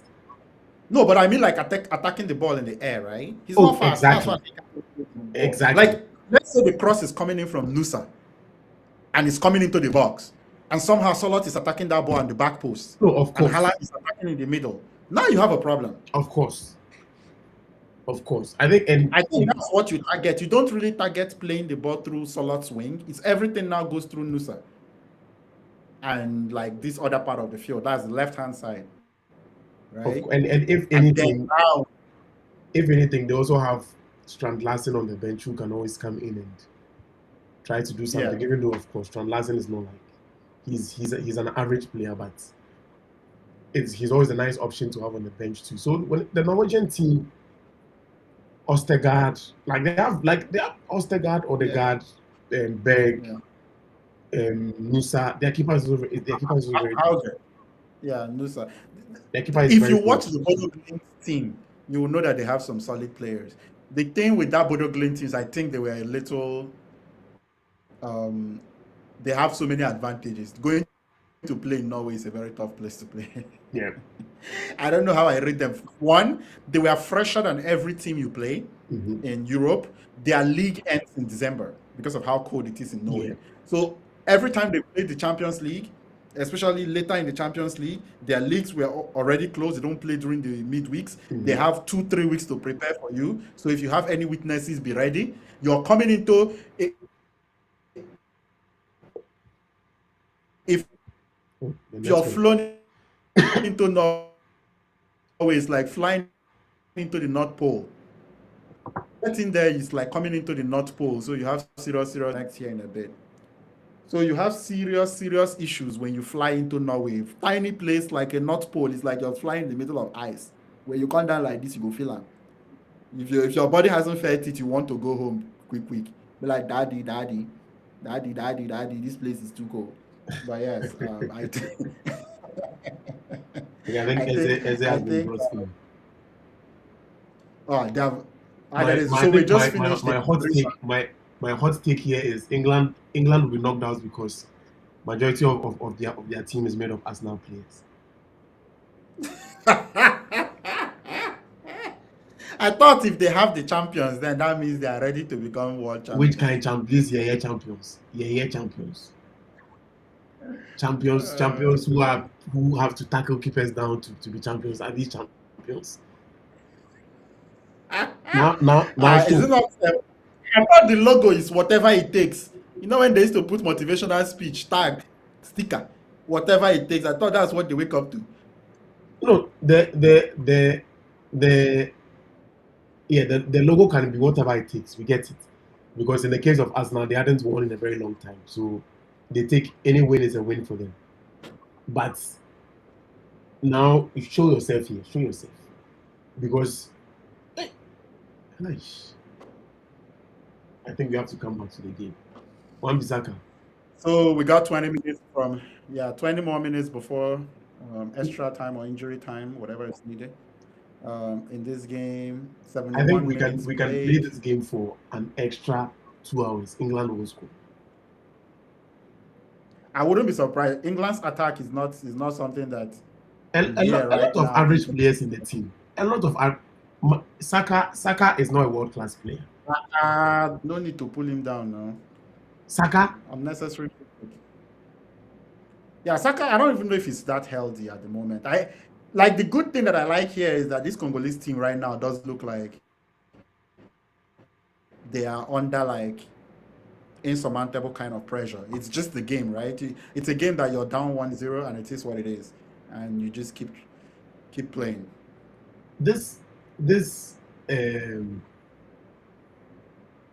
If the second half is even better than the first half for them, because the first half they were on a barrage of attacks, but it looks like the coach has figured things out, and then now England is not as threatening as it looked in the first half in this half, and I like that for them. They can see out the game.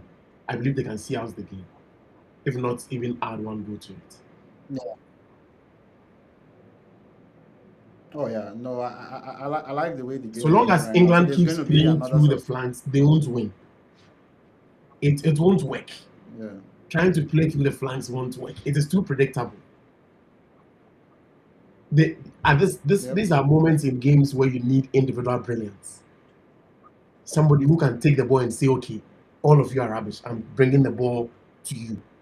And England doesn't have that kind of player in their team or in their setup. This game is crying for a player with individual brilliance. I always have this thing. Don't let the obvious person beat you. As long as you don't allow Harry Kane this ball in his feet anywhere near the 18-yard box, I'm good. You're good. Don't allow Harry Kane. I don't want Harry Kane getting like two men should always just make sure you know where Harry Kane. I knew it. Fuck. It scored.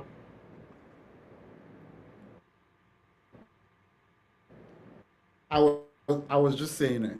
Harry Kane scored. Harry Kane. Don't let Harry Kane. Yeah. Don't let Harry Kane be free. That's all. It's simple. There's some players that cannot beat you. I don't get it. Because when you were saying that thing about the quality, it just crossed my mind that there's one person that I don't want touching the No, ball. the last person I you want don't want is him Harry Kane on is the the ball. only world class player in the team. So evidently, if the ball is to get to him, he will punish you. And in moments like That's this my is where problem. big Look players. at this. Like, two of you. You see, this is my problem. I think this is where coaching is kind of like, to me, this is where coaching is usually very important. It's this simple. We know the way this game is going right now. Harry Kane cannot beat us. If any other player is going to come up with a great play in this second half, it can't be Harry Kane. In the box like that, everybody losing sight of where Harry Kane is. Nah, I don't like How that. did they leave? How did they leave Harry Kane like that? Come on, like you put a body on him, two bodies, one body, two Come bodies. on, It doesn't matter man. where the ball is, one body, two bodies.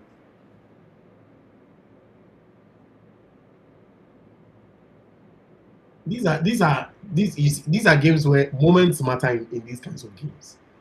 And if a team is not, you have to be very attentive when you are playing against a world class opponent like Harry Kane, not the English team, Harry Kane, right? Because he just need half a chance. That is what makes them different from any other player, right? The Congolese team, so far so good. Again, there's no crest to fall at this point. It's 1-1. Is this anybody's It's game 1-1. still No, at you this don't. point?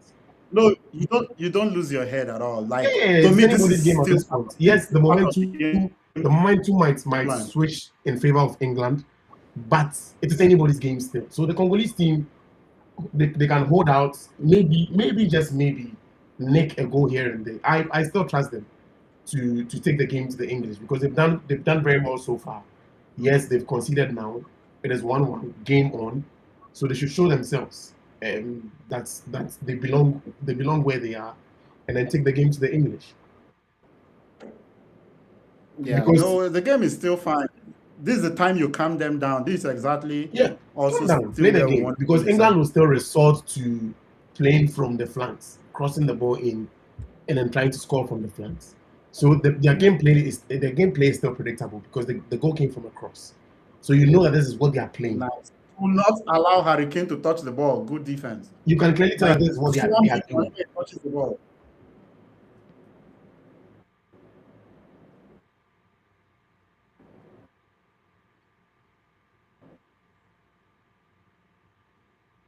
The ball.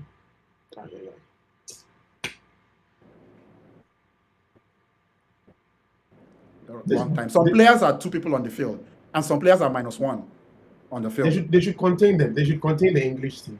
They are doing well so far. Yes, there was a lapse in concentration, and then Kane got the equalizer, but contain them for now. And you never know. You can hit them on the counter. You never know.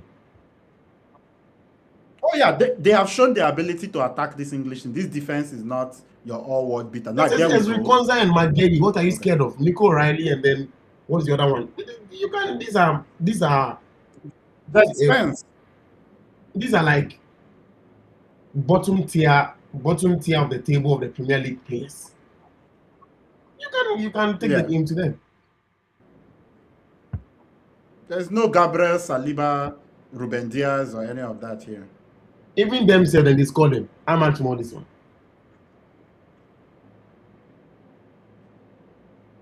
See, if Congo allows Harry Kane to touch the ball around the box again, me and these Congo people will have problem. What is that? Think they should now wake up to their senses that England is playing cross and head. They are trying to play.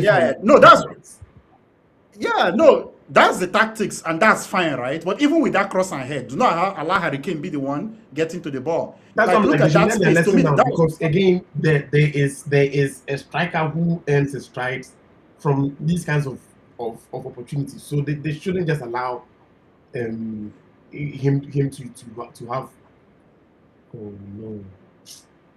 Did you see that Elliot Anderson shot? Yeah. What kind of space did they give to Harry Kane? Even Harry Kane passing the ball is dangerous. Like, why did those two guys stand there and allow him to decide what to do? You don't allow Harry Kane to decide what to do. You force him to do something. I guess sometimes I wouldn't want to give excuses. Fatigue sets in too, and then Oh yeah, no, I know, and that's the thing with me. I understand fatigue and all that. That's why there are other people that could still beat you. No problem. That's the thing with me, right? Other things can still beat you. You can be like, oh, double hurricane. Next thing you see, who did they bring in? Bukayo Saka and whatever beats you. I get it, right? That it happens. But for me, like right now, as you said, these referees are letting them play. I can allow Anthony Gordon take a strike here or there. I have Panzinzao.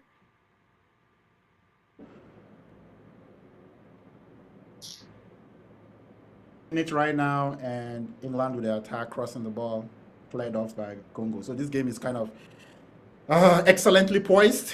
1-1, England 1, DR Congo 1. This tournament has been a tournament for late goals. So we have another one. That is it's why going to follow the same way the whole tournament round of the Congolese can still make it.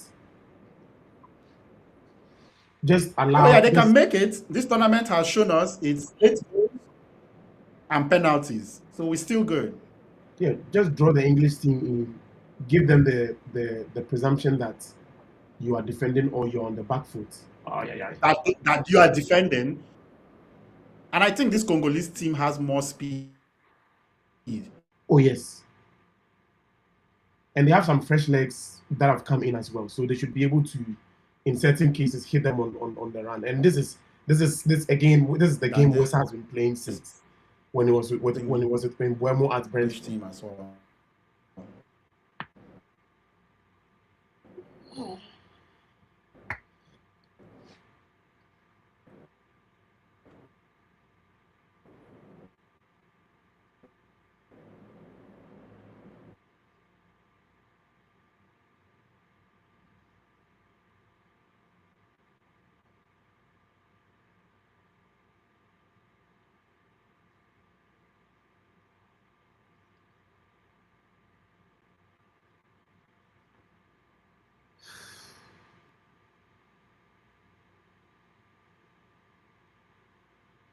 So far, so good. At least I'm enjoying how Congo has reacted even after the equalizer, because quite clearly there was everything to play for when the game started. Of course, they got their goal very early, and they've been on the front foot ever since. They haven't sat back too much. They've taken the game to the English. They've contained them for a large part, and of course, a small lapse in concentration just caused the goal, or caused them to concede the equalizer. However, so far it's been an amazing output for them, and I think they have everything to be proud of at the moment. I still have the confidence that they are most likely going to win, but you never know. So let's see how things play out with the Congolese team for now. But so far so good. They are playing very well, and hopefully they can be able to get a win before the game ends, or possibly take the game into extra time. We have CT back. CT, yes, welcome back. You say your connection hasn't been the best. I'm back. I was saying even the connection is getting fatigued at this time of the at this time of the connection they tire you. The connection is like we are 80 minutes into this. This has been going on for a while. Even the connection needs a break. But yes, we're back here. It's 83 minutes, and England is just holding on to possession, trying to break down Congo at this point.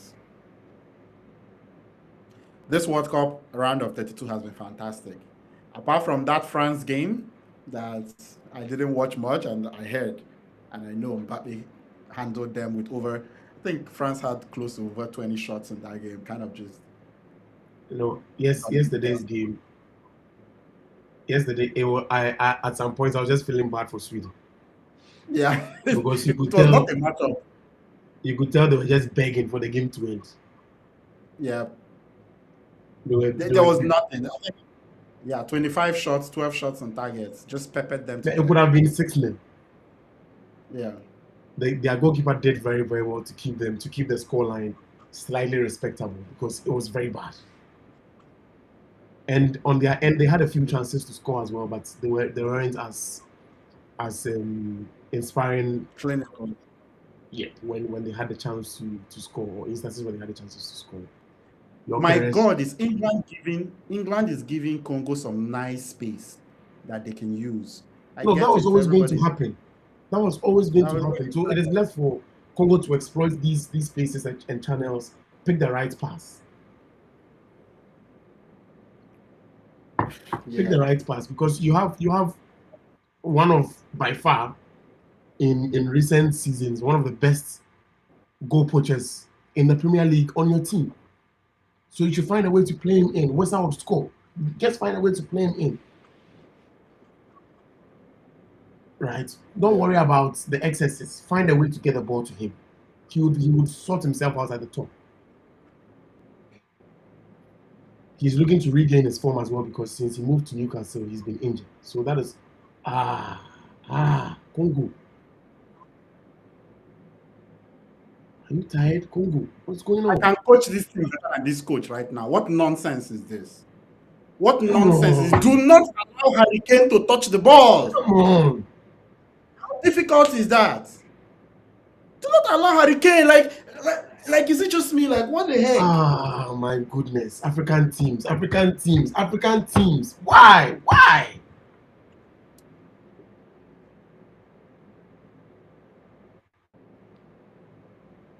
Danny, like, this is not too difficult for me. I get it that this is difficult. Well, I'm so frustrated. Like, this is not a difficulty. Harry Kane cannot be alone in the box. Like he's two people. Look at Jude Bellingham's shot saved. Watch every other person. Look at this. Look at this. Why is Harry Kane allowed Bellingham? So much space. Why? What is that? Look at this. Why are you giving Harry Kane space? Force him to pass the ball or do something. You don't watch him. You don't allow players like Kane this much space. He needs just half space. Come on, man. Oh my God. African teams will kill me. Child Jesus. This is what I hate about African teams. They're always nearly. Let's talk about this. To me, are you just saying the English players are tired? I can't see. One thing I can't do in terms of this thing now is to talk about physical ability. That thing is not a thing for me, right? We can't use physical. Maybe me that is the stuff, but these are professional players. The English team cannot be you cannot be less, or rather more tired than they are. You are all playing on the same playing field. Why are you tired now? What are you telling me? Tired? Like, that does not add up to me. Tired is not the excuse. Are you saying it's mental or coaching? To me, that's coaching. I don't even know whether it's very mental. At this point, it is mental to me. It is mental to me because it makes no sense. Yeah? It is mental to me. It's mental because whether it is your coach or it is your backline defenders pointing to each other, even though it's just pointing, the moment Harry Kane touches the ball, there should be like 3 people pointing at him. Harry Kane is a wrecking ball. He's a one-man wrecking ball. Come on, man. Oh my goodness. African teams will kill me. They always crumble. Always crumble. Always. Why?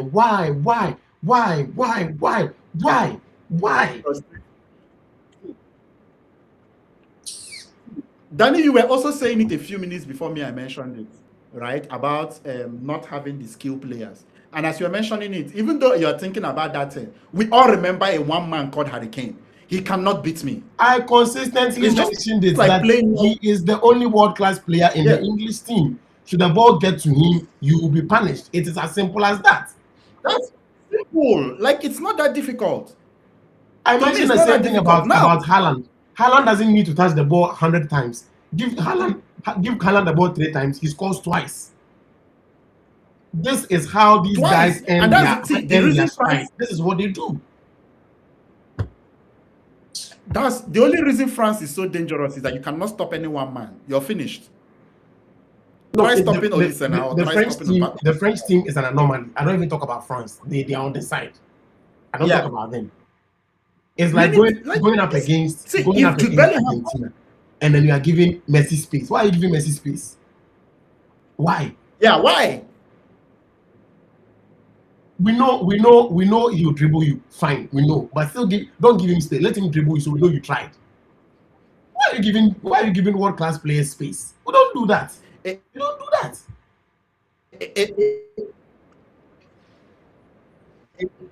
There's one game I always remember as a very close follower of AC Milan. I remember one game. Nesta was 40 years old for Milan, and he was going up against peak Lionel Messi. The only goal Nesta had in that game was Lionel Messi will not destroy us. Over 2 legs, they did in the game 1 goal. But Messi suffered. Nesta was 40 years old. Nesta held on to him. The thing Messi did not see the ball. The thing is, even if the logic here is, even if you are beaten, let them work for it. Don't give them space. Yes, that's the whole point. To me, that's the whole point. That's the whole point for it. Like, this is what bothers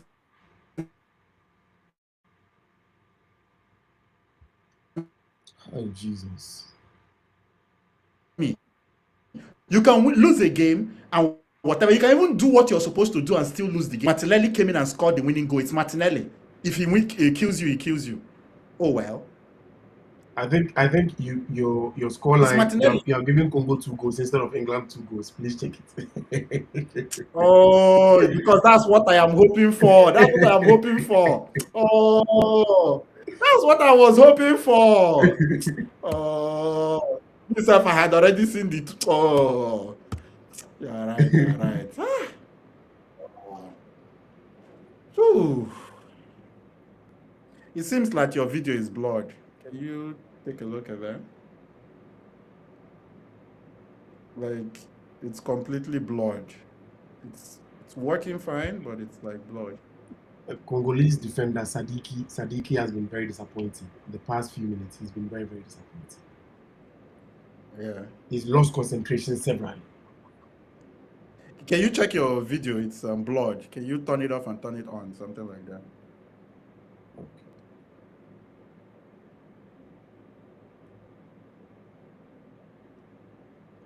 It's not even turning off. It's not even turning off. Yeah, it's just blurred out.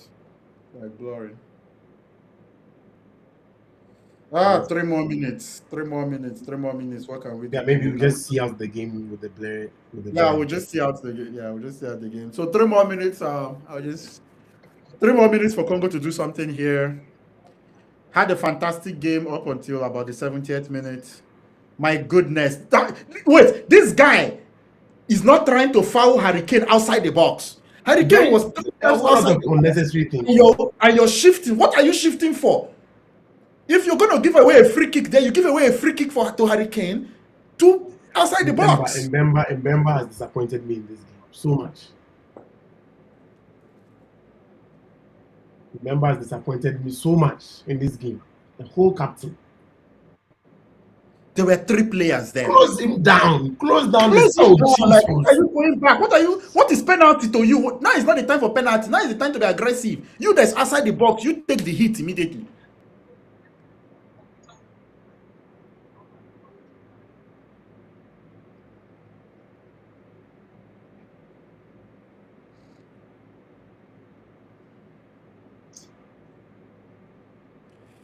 No,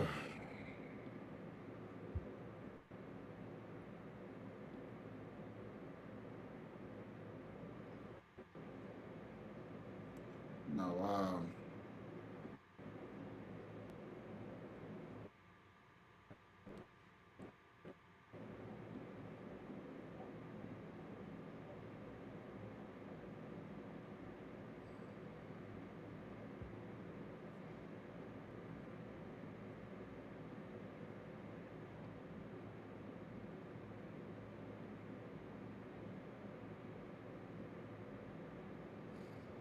Okay, 2 more minutes, I beg, make the game end. I beg. and Congo. I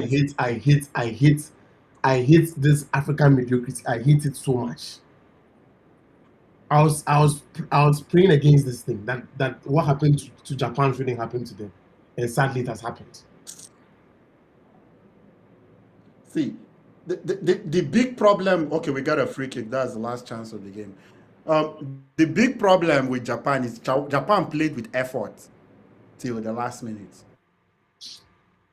No, In my Congo.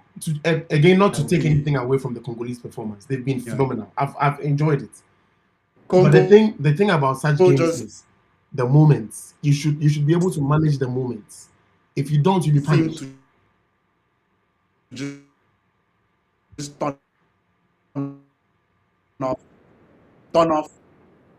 Yeah.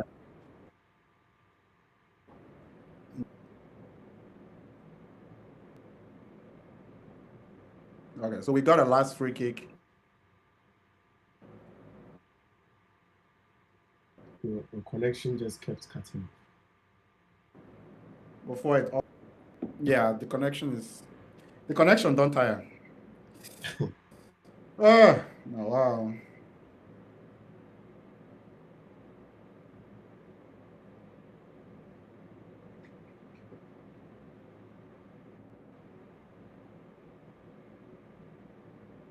I would take 3 minutes to kick this free kick. It's the last kick of the game, so whatever they want to do, they should do it.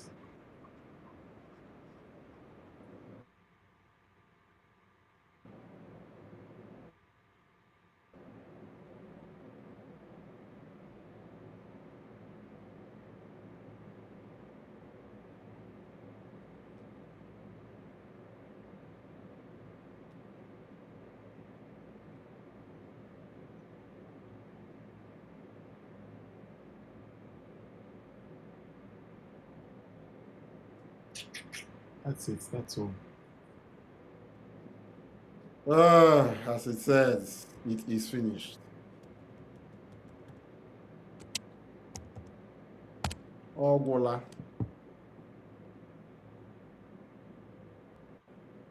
Full time. Okay, let's just wrap this up. Obvious disappointment here on the live stream. Congo gave us a beautiful game for 70 minutes until they decided not to anymore. Okay, Danny, final words as we get ready for the Senegal live stream. Hopefully, Senegal can change the whole game and learn a few lessons. Hopefully, Senegal can learn a few things from what we have seen. Any final just words to part here? We'll be back for the Senegal game. We'll be back probably a little bit earlier I to think start, so we can have a for little talk about the Maresca case before we get into the Senegal game. yeah, But yeah, any final words for this game while we just conclude? I Everything don't think tire. yeah, the Congolese. I don't like using the phrase they can hold their head up high and all that. No, no, I no, hate no, it. no. Please, please, I don't want to use that face. They got to the round of 32. They played a good game against England to the 17th minutes and they lost. I hate it. Vital But error. I hope at least from for the viewers watching, this is where you see the difference between the average player and the world class player. This is And a we did clear talk about example. that. Yeah, you did talk about that in the beginning, the impact of the world class player. And we just saw one here. Right? So as when this stream started, I was talking about who world class players are. And for me, if yes, I can give my definition maybe at a later time when we decide to want to go into that. But for anybody that watched this game, Kane is what a world class player is. You look at the pack of English players and then you look at Kane and you see okay. You can tell the class apart. And that is what a world class player is. And this is what such games are about. It's either you manage the moments or it comes against you. And when you do not manage the moments very well and you're playing against a world class opponent, they do not need to see a clear space at on like they have like clear cut chances to score. All they need is a slight sight at goal, and they'll take care of the rest. And that is what happened in this game. It is very unfortunate that they had to they had to the Congolese team had to crash out in this very painful manner. But again, they came up against the best striker in the world this season. And when you do not do your homework too well, you get punished. And sadly, they were on the receiving end of the punishment. I wish them well, and hopefully they are able to make it back to the World Cup again in Mexico, in Morocco and Spain and Argentina and Uruguay in 2030, because they look like a very good side. I enjoy watching them play. So hopefully they can make it back again in the next edition. But again, big props to King. He has 5 goals in the tournament so far. And this has been a tournament where the world-class players have come to the party. And I'm loving every bit of it. Right? So because it's, tournaments like this need we need the trailblazers to blaze the trail. And they are blazing it every turn of the moment. And I love it.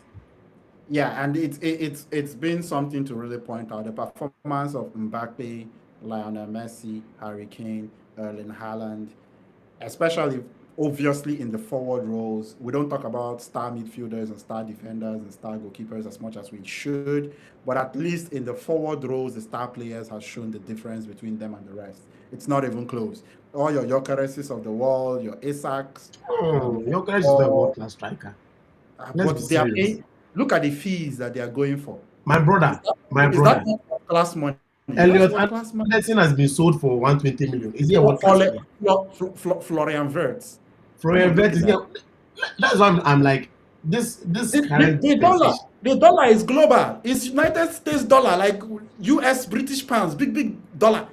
It's world class dollar. That these guys are going for world class dollars. The money is the same.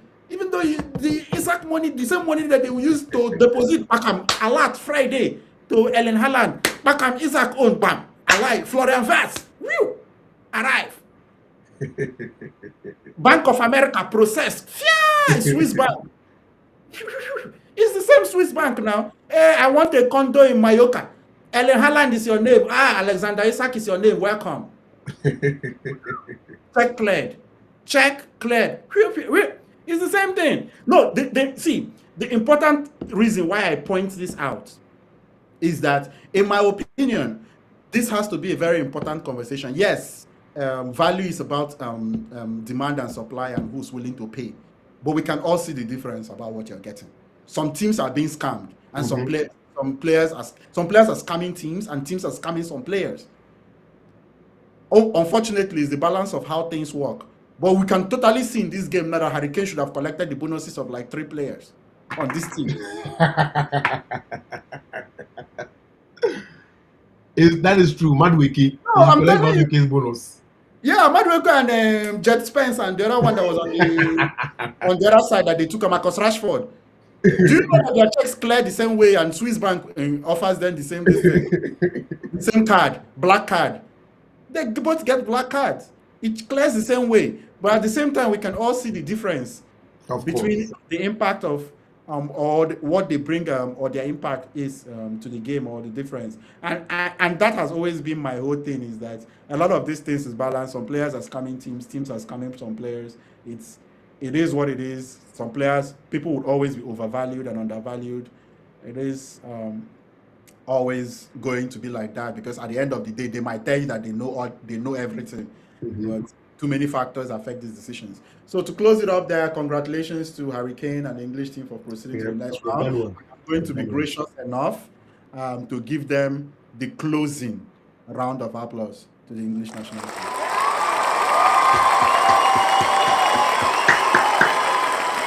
We'll see how they fare in the Azteca against Mexico. Yeah, so they are going to be playing against a raucous crowd of Mexico. And this is what Mexico did to Ecuador. They didn't let them sleep at night. So let's see if England will have a good night rest. If sleep is part of what you need to have a good game, be prepared. Mexican fans are going to find you. They will find you. And I think the way this is playing out, there's a very good chance that this game is going to be in Guadalajara. And if it's in Guadalajara, no, they are playing in the Azteca. In the Azteca, is that different from the Guadalajara one or the same one? I don't know. I don't know where the Azteca is, but I'm sure Azteca might be in the Guadalajara. Let me see. Azteca Stadium. I'm curious now. Azteca Stadium is in Coyoacan. Coyoacan in Mexico City. It's in Mexico City. Yeah. Yeah, the one in Guadalajara Stadium is in Jalisco, Mexico. But yes, so if it's in Culiacan, it's going to be this thing. Pablo's boys are going to make sure they find you first of all. If you think you can't be found, second of all, what they used to call those their sombreros will be out all night, so be ready. Sombreros will be out all night. So if you need your melatonin to sleep, whatever you do need to, better find a way to get yourself some sleep. Anyway, it's going to be an interesting round of 16 game. Congratulations to England for moving forward. Congo gave a good account of themselves for 70 minutes, but now they got to be better. And Senegal is up to you next. Morocco got it done. Ivory Coast didn't get it done. Senegal is your turn to get it done against Belgium. And this time around, it's not about being lucky to get a result. We expect you to actually do it against Belgium. And let's not forget, for me too, if Congo could not do it for England, Senegal knows why they must do it to Belgium. Belgium has to feel it. I beg you. Do it for Congo. In Your the, brother is going to do it for them. the African teams are annoying me. They are annoying me. Are we saying that it's the same Morocco that gave us joy last World Cup that is going to give us joy again? What is this? There are 8 teams. We got to start getting these results from the African It teams. has to be them because they're the only ones who play without fear. Have you seen how well Saibari is playing from nowhere? I've seen him in a few games. I don't know. I don't know why he chose to go to Bayern Munich. I don't know why. He will not play Bayern Munich now. Bayern Munich is already loaded. Jamal Musiala, Olise, Kane. You're not taking Kane's place. So why did you go to Bayern Munich? Saibari? Why? I told you now he needed checks cleared by the Swiss bank. It happens. But Bayern Munich, see, and this is the problem with Russian. I don't think he knew the kind of World Cup he was going to have. And then Bayern Munich puts down that major offer. But for anybody that watched Saibari in the Champions League with Feyenoord, everybody knew he was a good player. So why did he everything? Because whatever amount he's looking for, he will get it in so many places. And now he has already committed to Bayern Munich, and he's not going to get the chance to. He has no choice. He's been sold. No, but he has to agree personal terms, right? No, he's been sold. Don't worry yourself. He's gone. Many teams will still offer the same 55 million. He's gone. Personal terms. You need to figure that out where you want to play. Because there's no way, from how things are, company won't play a two-top, right? Because Luis Diaz and Olise have to play. And Kane will play. Unless he's going to play. Unless maybe he brings Olise to the number 10 and then takes Saibari to the flanks, which would be a waste of potential. Very waste of, I don't know why some players make some moves. I don't know why. My brother, we know nobody's benching right now in the world. Nobody's benching Kane right now. And come back again because nobody's benching. No one is benching Olise. So who knows what he's trying to get in there. But anyway, that would be that for this stream. Harry Kane doing his post game, probably going to be the man of the match, late man of the match here for Harry Kane. The top strikers are doing the top striker things. Messi, Haaland, Harry Kane, and Mbappe has been excellent to actually watch in this World Cup. Ronaldo, we're still waiting tomorrow. I think next tomorrow, one of the two. To actually get to the party. So that will be it. We'll be back here for Senegal in about an hour, 30 minutes.